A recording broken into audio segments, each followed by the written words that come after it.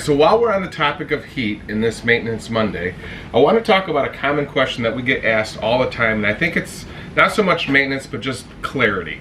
A lot of questions we get is, how come every time I turn on my thermostat for heat, my air conditioner unit goes on? The reason why that happens is your thermostat is not set to auto, but it's set to either low or high. Because what happens in the system is the air conditioner unit helps move the air. So if you don't want your air conditioner units to go on every time you touch your thermostat, please make sure that the thermostat is set to auto setting and not low or high fan.